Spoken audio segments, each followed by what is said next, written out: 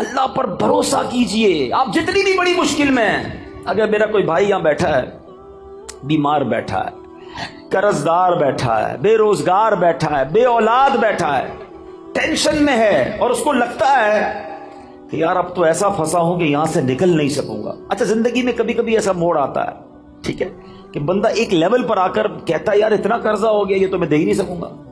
اتنی بڑی پرابلم آ گئی, ایسی بیماری, ایسی ڈیفیکلٹی, اتنی مشکل, میں یہاں سے نہیں نکل سکوں گا, میری زندگی ختم. اس کو لگتا ہے آگے دیوار ہے. اور یہ وہ لیول ہوتا ہے کہ جس کے پاس یہاں جا کر توکل نہیں ہوتا نا, تو دو پرابلم ہو جاتے ہیں. یا تو بندہ ڈپریشن کا شکار ہوتا ہے, یا پھر خودکشی کرتا ہے. ایسی خودکشی نہیں کرتے لوگ, ان کو لگتا ہے ختم, اب کچھ نہیں ہو سکتا. یہی وہ بے وقوفی ہے, یہی وہ اللہ پر بھروسے کی کمی ہے. اب میں آپ کو ایک ایگزامپل دیتا ہوں, میں نے کئی بیانات میں یہ ایگزامپل دی ہے.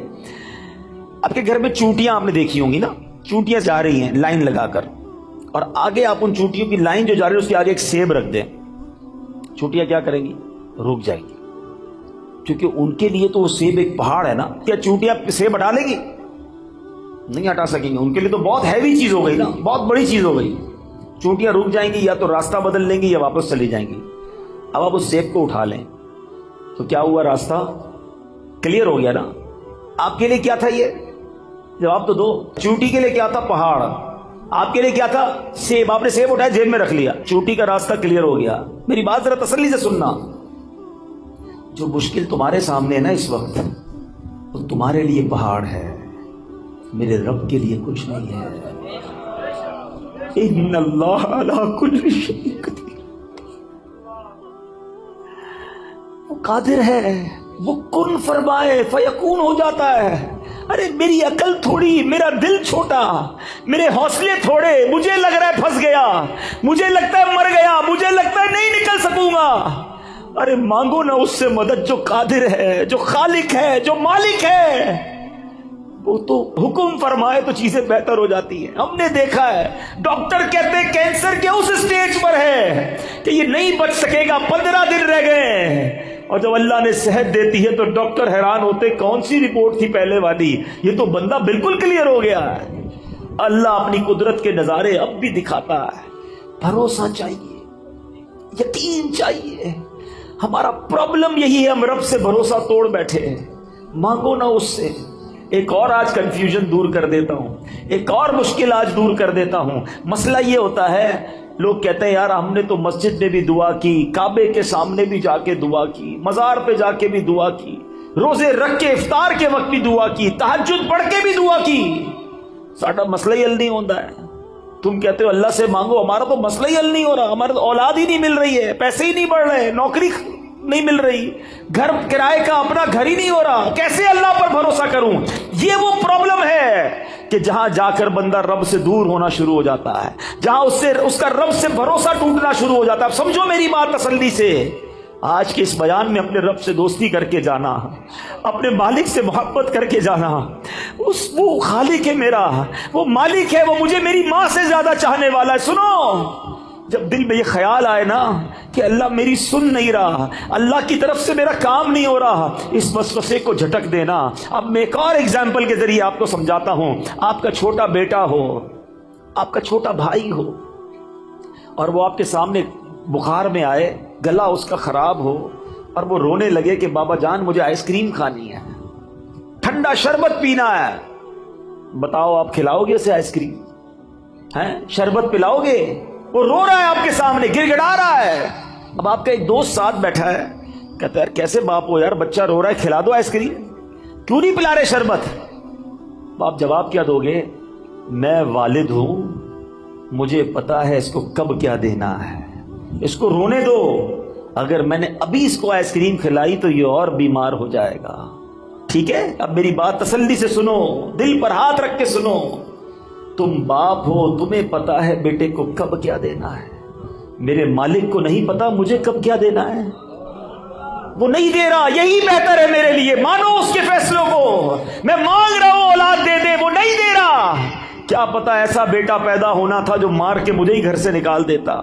آج اپنے رب پر بھروسہ لے کر جاؤ, حضرت یونس کا یہ قرآنی واقعہ کیا کمال کا بھروسہ سکھا رہا ہے. کبھی تصور تو کرو اندھیری کال کوٹڑی ہوگی, مچھلی کے پیٹ میں ایک روشنی کی رمق نہیں آتی تھی, مگر وہ اللہ والے تھے, کہتے لا الہ الا انت سبحانک انی کنت من الظالمین. مولا میرا قصور ہے, تیرے سوا کوئی شان بیان کرنے کے لائق نہیں, تو ہی خالق, تو ہی مالک.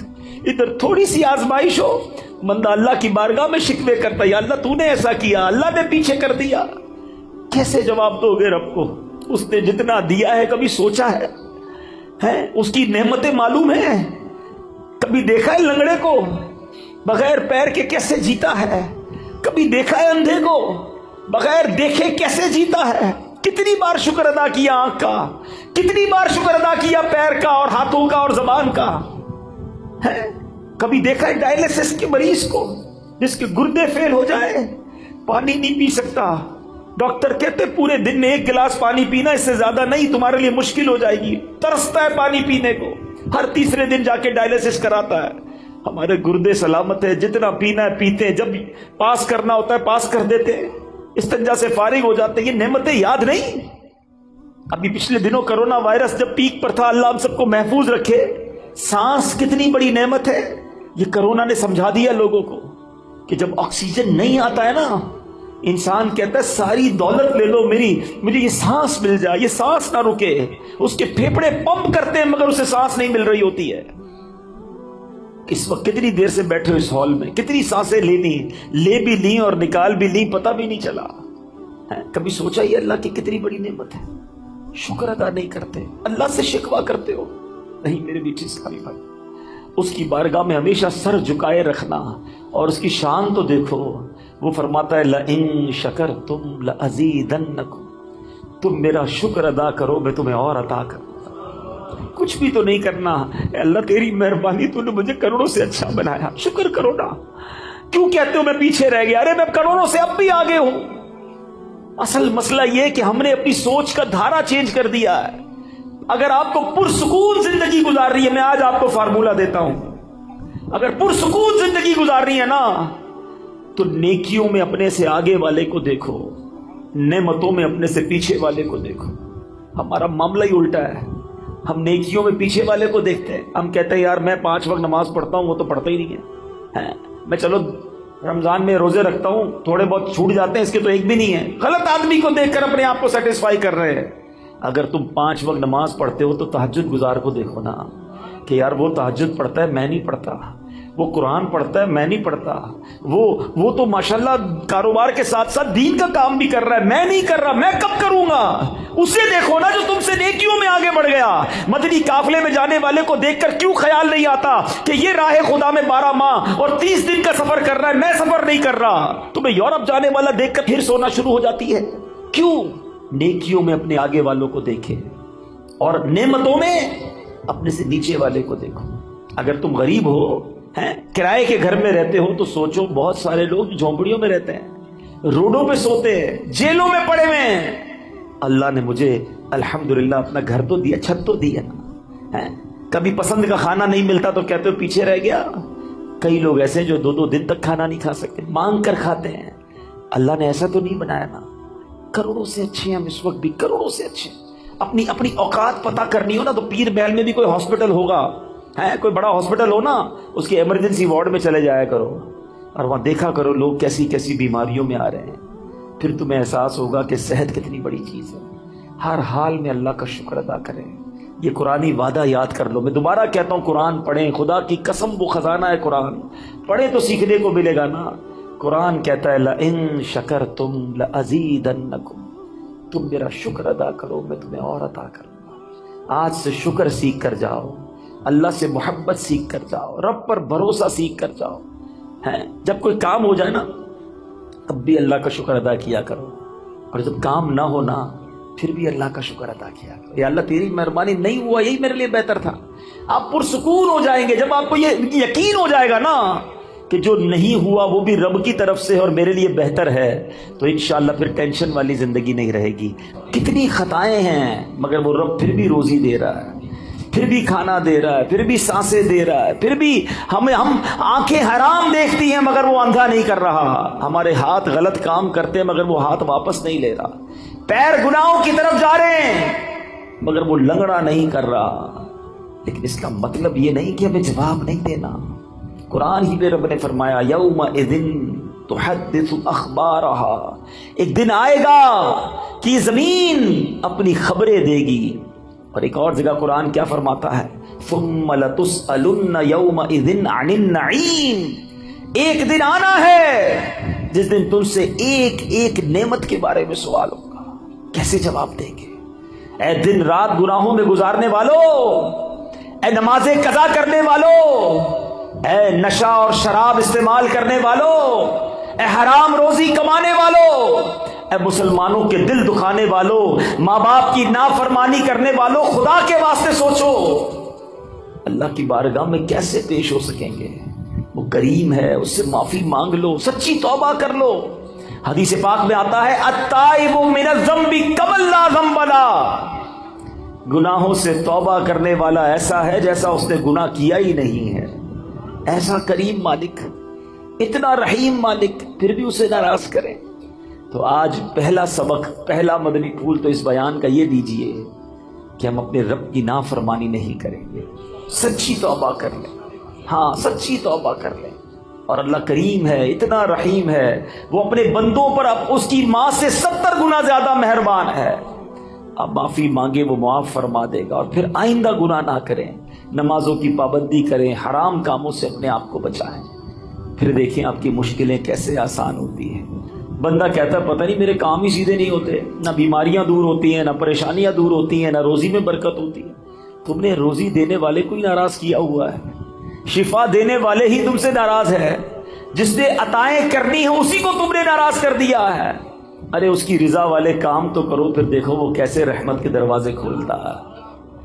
اب آتے ہیں اس واقعے کے دوسرے پہلو کی طرف کہ اللہ والے آزمائے جاتے ہیں، اللہ کے نیک بندوں پر امتحان آتا ہے مگر وہ اللہ پر بھروسہ رکھتے ہیں۔ مچھلی کے پیٹ سے بھی زندہ واپس آ گئے حضرت یونس علیہ السلام۔ تو اگر آپ بھی کسی مشکل میں ہیں نا، پریشانی میں ہے، تو ہمت نہ ہاریں، اللہ پر بھروسہ رکھیں۔ پرابلم یہ کہ ہمارا رب پر بھروسہ ہی ختم ہو گیا، سب پر بھروسہ ہے، رب پر بھروسہ نہیں ہے۔ باقی دنیا والوں کی بات مانتے ہیں، یار فلاں منسٹر تو فلاں پیسے والا، فلاں عہدے دار رابطے میں ہوگا تو مسئلہ حل ہو جائے گا۔ نہیں میرے پیچھے اسلامی بھائیوں، جس کے ساتھ رب کی رحمت ہوگی اس کے سارے مسئلے حل ہو جانے ہیں۔ ان اللہ مع الصابرین، اللہ قرآن میں فرماتا ہے اللہ صبر والوں کے ساتھ ہے۔ تو صبر کر لو، اللہ کی رحمت ساتھ ہو جانی ہے نا، تو اللہ پر بھروسہ کریں۔ پرابلم یہ ہے کہ آج اللہ پر بھروسہ نہیں رہا۔ بعض اوقات تو ایسے جملے لوگ کہہ دیتے ہیں کہ وہ کفریہ کلمات کی طرف چلے جاتے ہیں۔ یقین جانیں اللہ کریم ہے، وہ رحیم ہے، وہ واقعی ہمارے لیے بہترین فیصلہ کرنے والا ہے، لیکن ہم بعض اوقات اس معاملے میں غلطی کر جاتے ہیں۔ ایسا نہ کریں۔ بزرگان دین اپنے بچوں کو توکل کا درس کیسے دیتے تھے؟ ایک بزرگ کے بارے میں آتا ہے، ان کا نام ہے احمد بن حرب رحمۃ اللہ تعالی علیہ۔ آپ نے ایک بار اپنے بچے کو یہ ٹریننگ دی کہ بیٹا جب بھی کھانا کھانا ہونا تو یہ گھر میں بڑی سی محراب ہے، ادھر جا کر دعا کرنا کہ یا اللہ مجھے کھانا دے دے، تو میں روز یہاں سے کھانا مل جائے گا۔ اور اپنی زوجہ سے کہا کہ ایسا کرو کہ روزانہ بچہ جب دعا کرے تو محراب میں پیچھے سے کھانا رکھ دینا، تاکہ بچے کی بچپن سے ٹریننگ ہو کہ اللہ سے مانگنا ہے، اللہ پر بھروسہ رکھنا ہے، روزی دینے والے جو ہے وہ رب ہے۔ ایسے ہی ہونے لگا، وہ بچہ دعا کرتا، ان کی زوجہ کھانا رکھ دیتی، وہ بچہ کھانا کھا لیتا۔ ایک دن کیا ہوا کہ ان کی زوجہ کہیں کام میں مصروف ہو گئی اور لیٹ ہو گئی، کھانے کا وقت ہو گیا، دوڑتی ہوئی گئی، دیکھا بچہ اس محراب کے پاس بیٹھا اور کھانا کھا رہا ہے۔ کہا بیٹے کھانا کہاں سے آیا ہے؟ کہا جہاں سے روز آتا ہے، اللہ روز دیتا ہے، آج بھی اللہ نے دیا ہے۔ اب وہ واپس آئیں اپنے شوہر کے پاس کہ حضور یہ تو کمال ہو گیا، میں نے تو کھانا نہیں رکھا۔ حضرت احمد بن حرب رحمۃ اللہ تعالی فرماتے مجھے اسی دن کا انتظار تھا، اب تمہیں کھانا نہیں دینا، اب اللہ کی رحمت سے اسے خود ہی ملتا چلا جائے گا۔ یہ وہ لیول آف توکل ہے جو ہمارے بزرگوں میں ہوا کرتا تھا۔ حضرت ابراہیم علیہ السلام کو جب آگ میں ڈالا جا رہا تھا، یہ بھی قرآنی واقعہ، قرآن پڑھے تو پتہ چلے نا، حضرت ابراہیم کو جب آگ میں ڈالا جا رہا تھا، حالانکہ معلوم ہے کہ اتنی بڑی آگ ہے جو کبھی جلائی نہیں گئی ہے، آسمان تک شعلے ہیں، جبریل امین آتے ہیں، کہتے حضور آپ حکم کریں، ابھی میں بارش کا فرشتے کو کہتا ہوں پانی برسائے گا، آگ بجھ جانی ہے۔ فرمایا نہیں، میرا رب دیکھ رہا ہے، اگر وہ چاہے گا تو بچا لے گا، اور اس کی اگر رضا اس میں ہے کہ میں آگ میں چلا جاؤں تو میں راضی ہوں۔ ہاں وہ پنجابی شاعر کہتے ہیں نا، جے سونا میرے دکھ وچ راضی، میں سکھ نوں چلے پاواں۔ یہ لیول آف توکل تھا نا۔ اچھا پھر جب آپ کو آگ میں پھینک دیا گیا تو پھر جبریل امین آئے، کہا ٹھیک ہے آپ ہم سے مدد نہیں مانگ رہے، اللہ سے تو مانگ لیں، اللہ کو تو پکار لیں۔ فرمایا مالک دیکھ رہا ہے، اگر اس کی رضا ہوئی تو اس نے بچا لینا ہے۔ اور ایسا ہی ہوا کہ جب حکم الہی ہوتا ہے تو وہ آگ جس میں آپ ایک روایت کے مطابق 40 دن رہتے ہیں، آپ کا بال بھی بیکا نہیں ہوتا ہے۔ شاعر مشرق ایسے ہی تو نہیں کہتے نا، آج بھی ہو ابراہیم سا ایمان پیدا۔ اصل مسئلہ یہ ہے ہمارا وہ ایمان کا لیول بہت ڈاؤن ہو گیا، اللہ پر وہ بھروسہ ہی نہیں رہا۔ اگر آج بھی ہو ابراہیم سا ایمان پیدا، آگ کر سکتی ہے انداز گلستاں پیدا۔ آج بھی آگ باغ بن جائے گی، لیکن وہ لیول آف یقین، اللہ پر بھروسہ ہی نہیں ہے۔ ہم دعا بھی کرتے تو یہ سوچ کر پتہ نہیں پوری ہوگی کہ نہیں ہوگی، پھر کدھر سے پوری ہوگی؟ بھروسہ کرو اپنے مالک پر، وہ سب سے بڑا کارساز ہے، وہ عطا فرمانے والا، اس نے وعدہ کیا ہے ادعونی استجب لکم، مجھ سے مانگو میں تمہیں عطا کروں گا۔ سب سے مانگتے ہیں، رب سے نہیں مانگتے۔ سب پر بھروسہ ہے، رب پر بھروسہ نہیں۔ حضرت یونس کو مچھلی کے پیٹ میں بھی بھروسہ تھا، کہتے اللہ مجھ سے غلطی ہو گئی، تیرے سوا کوئی اور نہیں پاکی بیان کرنے کے لائق، لا الہ الا انت سبحانک انی کنت من الظالمین۔ اللہ نے مچھلی کے پیٹ سے رہائی عطا فرما دی۔ تم تھوڑی مشکل میں شکوے کرتے ہو، تھوڑی پریشانی میں شکوہ شکایت کرنے لگ جاتے ہیں۔ نہیں میرے بیچ اسلامی بھائی، اور ایک یہ حضرت ابراہیم کے واقعے سے ایک اور بات بھی سیکھنے کو ملتی ہے، ہر بات جو ہے نا وہ دماغ سے نہیں فیصلہ کیا جاتا۔ ہاں کچھ لوگ کیلکولیٹر پہ چل رہے ہوتے ہیں، یار زکوٰۃ دیں گے تو پیسے کم ہو جائیں گے، اور صدقہ دیں گے تو اور کم ہو جائیں گے۔ ہر چیز حساب کتاب اور دماغ سے نہیں ہوتی ہے، کچھ فیصلے دل سے بھی کیا کرو۔ عقل والوں کے نصیبوں میں کہاں ذوق جنون، ہاں عقل والوں کے نصیبوں میں کہاں ذوق جنون، عشق والے ہیں جو ہر چیز لٹا دیتے ہیں۔ یہ جو چھلانگ لگائی گئی تھی نا آگ میں، قرآنی جو واقعہ حضرت ابراہیم نے، یہ فیصلہ کیسے ہوا ہے؟ کیا خوبصورت بات شاعر لکھتے ہیں، فرماتے بے خطر کود پڑا آتش نمرود میں عشق۔ عشق نے چھلانگ لگائی تھی، دماغ اور عقل کا کام نہیں تھا ادھر۔ عقل تو کہتی تھی جل کے راکھ ہو جاؤ گے، مگر عشق کے فیصلے نرالے ہوتے ہیں۔ بے خطر کود پڑا آتش نمرود میں عشق، عقل تھی محو تماشائے لبے بام ابھی۔ عقل تو ادھر ہی سوچ رہی تھی، عشق نے اپنا کام کر دیا۔ اللہ کرے وہ ایسا عشق رب سے نصیب ہو جائے، ایسا توکل نصیب ہو جائے، جب راہ خدا میں خرچ کرنے کی باری آئے تو عقل کہتی نہیں خرچ کرو کم ہو جائیں گے، عشق کہتا ہے جس نے دیا ہے وہ اور عطا فرمائے گا۔ اس کے نبی کا وعدہ ہے، خدا کی قسم کھا کر میرے آقا فرماتے ہیں اللہ کی راہ میں خرچ کرنے سے مال کم نہیں ہوتا، میرے آقا نے فرمایا یقیناً کم نہیں ہوتا ہے۔ یہ وہ لیول ہے اللہ اور اس کے رسول سے محبت کا جو ہمیں سیکھنا، اور یہ قرآن سکھا رہا ہے۔ مجھے ایک بات بتائیں، پہلے صبح اٹھتے تھے نا لوگ، اللہ رسول کا نام لیتے تھے، اچھا پہلے پھر اس کے بعد اخبار پڑھتے تھے، اب اٹھتے ہی فون اٹھاتے ہیں پہلا کام، اور یہ دیکھتے ہیں کس کس کا میسج آیا ہے۔ جب تک ہمارے واٹس ایپ میسیجز، ہمارے جو بھی ہمیں پیغامات آئے ہم سنتے نہیں، ہمیں چین نہیں آتا، کوئی اہم بات رہ نہ جائے۔ مجھے ایک بات بتاؤ، تمہارے دوست کا، تمہارے کاروباری ساتھی کا پیغام مس نہ ہو جائے، اس بات کا خیال ہے؟ اتنی عمر ہو گئی، اللہ کا پیغام قرآن تمہارے پاس آیا ہوا ہے، وہ پڑھ لیا، جان لیا رب نے کیا فرمایا ہے، اللہ نے ہمارے لیے کیا پیغام دیا ہے؟ کبھی سوچا آپ نے؟ قرآن تو ویسے ہی اللہ کا پیغام ہے، مگر خاص طور پر 89 آیتیں وہ ہیں جس میں اللہ نے براہ راست ڈائریکٹلی مجھ سے اور آپ سے بات کی ہے، اور کیا فرمایا؟ یا ایھا الذین آمنو، اے ایمان والو، اے ایمان والو۔ ہم ایمان والے ہیں نا، ہم سے بات ہوئی ہے، کیا ہم نے وہ 90 کے قریب آیتیں پڑھ لی؟ اللہ نے کیا فرمایا، مجھ سے کیا بات کی ہے؟ میری فیملی کا، میرے دوستوں کا، میرے بزنس کولیگز کا پیغام ڈسٹرب نہ ہو، اس کا خیال ہے۔ اللہ نے قرآن میں ہمیں پیغام دیا ہوا ہے، ہمارے پاس ٹائم ہی نہیں ہے۔ مرنے کے بعد کیا ہم یہ جواب دے سکیں گے کہ یا اللہ ٹائم نہیں تھا اس لیے قرآن نہیں پڑھ سکا؟ خدا را قرآن سے دور نہ رہیں، پڑھیں قرآن کو، اتنا کچھ موجود ہے۔ اور حدیث پاک کا مضمون ہے وہ دل ویران ہے جس میں کچھ قرآن نہیں ہے۔ سوچو کہ ہمارے دل میں کتنا قرآن ہے، ہم کتنا قرآن پڑھتے ہیں۔ اب میں قرآن کا واقعہ سناتا ہوں۔ ایک مقصد یہ ہے کہ قرآن سے محبت بڑھے، قرآن پڑھنے کا ذہن بنے۔ قرآن سے دور رہ کر زندگی اچھی نہیں ہے۔ یہ قرآن، وہ دیکھیں نا، ہمارے موبائل میں بہت سارے سافٹ ویئرز ہوتے ہیں اور روز کئی بار کھولتے ہیں، مگر جس دن میں اور آپ قبر میں جائیں گے نا، ہمارے سارے سافٹ ویئر آف لائن ہو جائیں گے۔ بلکہ کچھ دوست کہیں گے یار کئی دن ہو گئے آن لائن نہیں ہوا، اور بعد میں پتہ چلے گا یہ بندہ تو خود ہی آف لائن ہو گیا ہے، خود ہی دنیا سے چلا گیا ہے۔ اس کا مطلب یہ ہوا کہ قبر میں جا کر سارے سافٹ ویئر آف لائن ہو جائیں گے، مگر جس نے قرآن کو تھاما ہوگا یہ قبر میں بھی آن لائن رہے گا، یہ قبر میں بھی تمہارے ساتھ جائے گا، قبر کا نور بنے گا۔ تو کیوں نہ روز کچھ نہ کچھ قرآن پڑھا جائے۔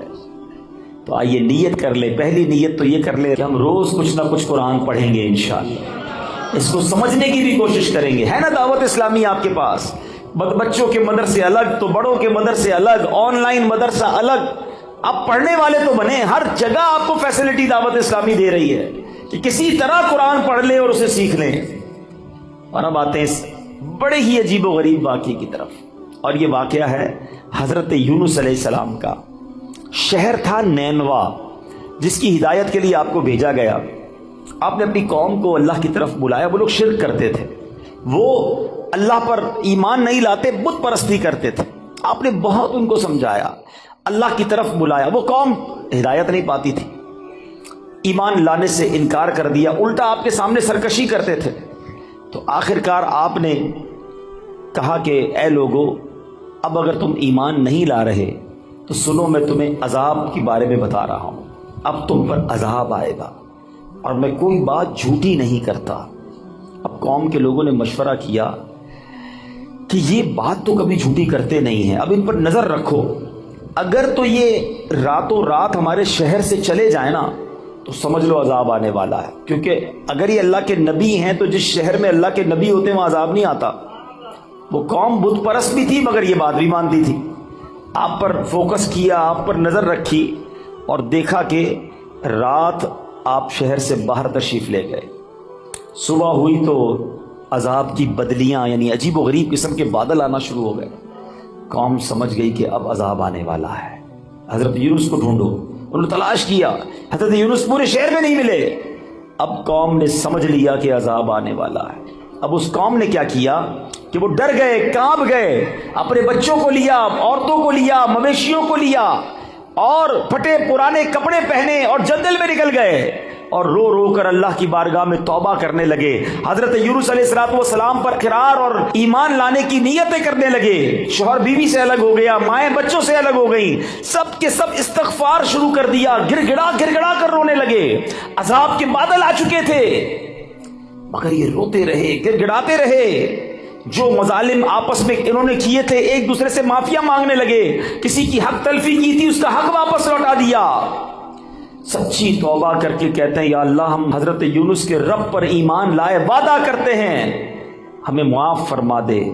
اللہ کریم کو ان لوگوں کی اس گریہ وزاری پر، مخلصانہ گریہ وزاری پر، بے قراری پر رحم آیا اور عذاب اٹھا لیا گیا۔ دھواں اور عذاب کی بدلیاں جو تھیں، وہ بادل عجیب و غریب وہ دفع کر دیے گئے۔ شہر میں لوگ آئے اور امن و چین کے ساتھ رہنے لگے۔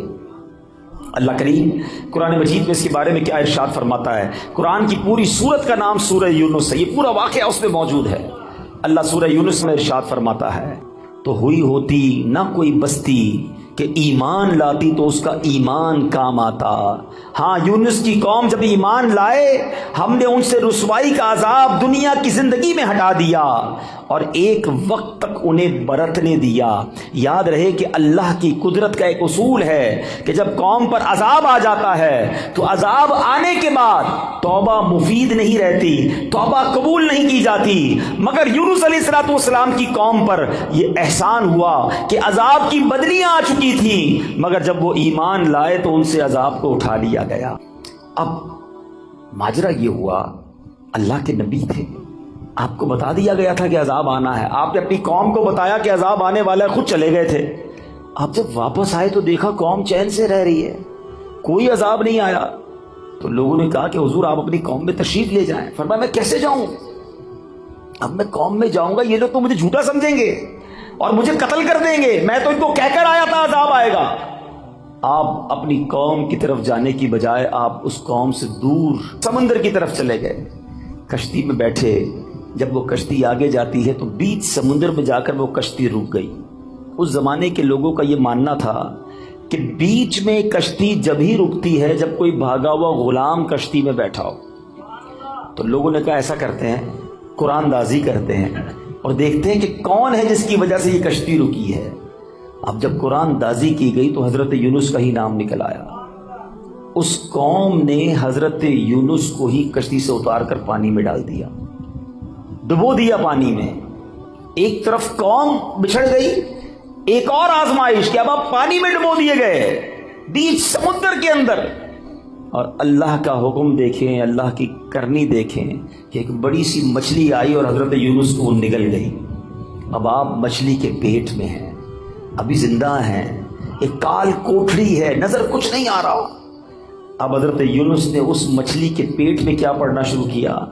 لا الہ الا انت سبحانک انی کنت من الظالمین۔ یہ قرآن میں موجود ہے آیت، اس کو آیت کریمہ کہتے ہیں۔ آپ یہ دعا کرتے رہے کہ اے اللہ تیرے سوا کوئی جس کی شان بیان کی جائے، تیرے سوا کوئی نہیں جس کی پاکی بیان کی جائے، اور اے اللہ میں ظالموں میں سے ہوں۔ اپنی عاجزی کا اظہار کیا، اپنی انکساری کا اظہار کیا، اللہ سے مدد مانگتے رہے۔ اس کی برکت سے اللہ پاک نے آپ کو اس مچھلی سے کیسے نجات دی کہ آپ اس مچھلی نے آ کر آپ کو کنارے پر آ کے اگل دیا، لیکن آپ بالکل کمزور ہو گئے تھے، آپ کی جلد بھی بڑی نرم ہو گئی تھی، کئی دن مچھلی کے پیٹ میں رہے تھے۔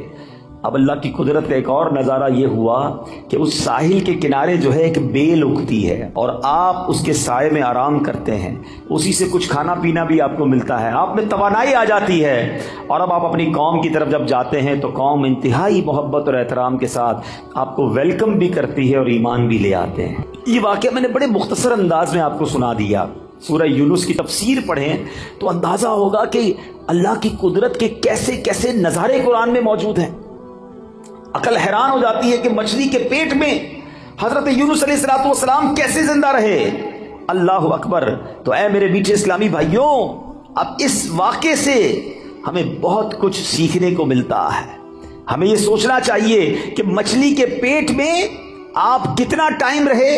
ایک روایت کے مطابق آپ کئی دن مچھلی کے پیٹ میں رہے، مگر اللہ پاک کی شان دیکھیں کہ رب نے بچانا تھا تو مچھلی کے پیٹ میں بھی بچائے رکھا ہے۔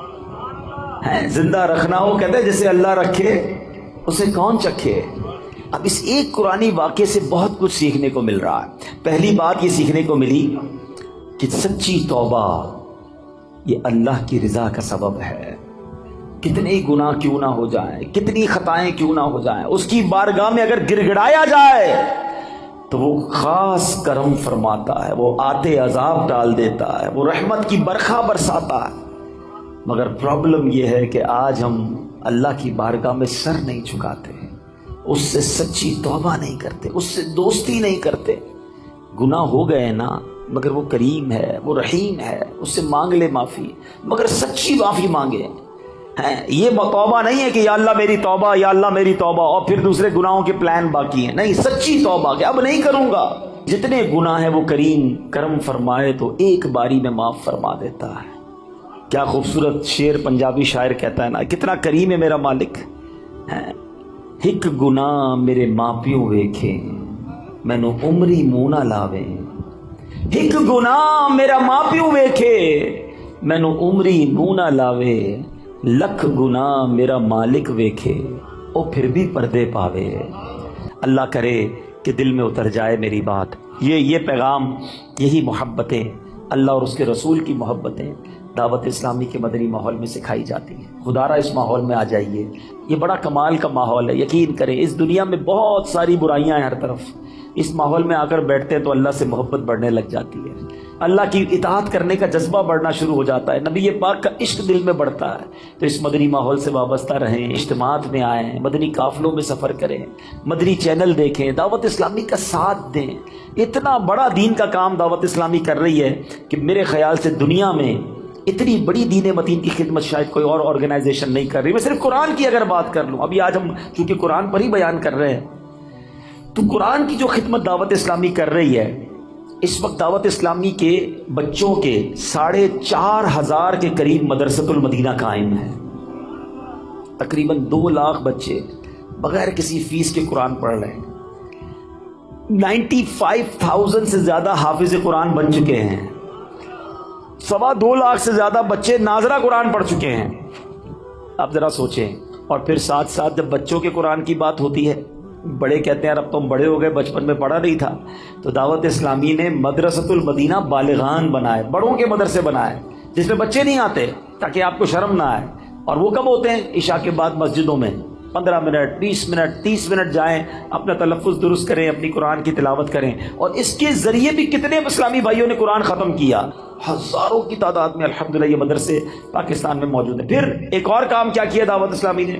کچھ لوگ کہتے ہیں یار ہم مدرسے میں جا نہیں سکتے، تو فیضان آن لائن اکیڈمی بنا لی، یعنی آن لائن مدرسہ بنا دیا کہ آپ کی مرضی، آپ جب فارغ ہوں، جو یورپ وغیرہ سے رابطے میں رہتے ہیں، UK میں رابطے میں رہتے ہیں، ہمارے اس وقت یورپ UK میں پوری دنیا میں 70 کے قریب ملکوں سے آن لائن ہمارے مدرسوں میں لوگ قرآن پڑھ رہے ہیں۔ 16,000 سے زیادہ اسٹوڈنٹ الحمدللہ علم دین سیکھ رہے ہیں۔ تو آپ بھی چاہیں تو آن لائن قرآن پڑھ سکتے ہیں۔ دعوت اسلامی الحمدللہ کئی شعبہ جات میں دین کی خدمت کر رہی ہے، تو ہمیں اپنی دعوت اسلامی کا ساتھ دینا ہے، حصہ بھی بنیں، زبانی ساتھ بھی دیں، خود پریکٹیکل درس و بیان اجتماع قافلے میں بھی جائیں، اور ساتھ ساتھ اپنی زکوٰۃ، اپنے عطیات دعوت اسلامی کو دیں، تو انشاءاللہ ڈھیروں نیکیاں حاصل ہوں گی۔ صلو علی الحبیب۔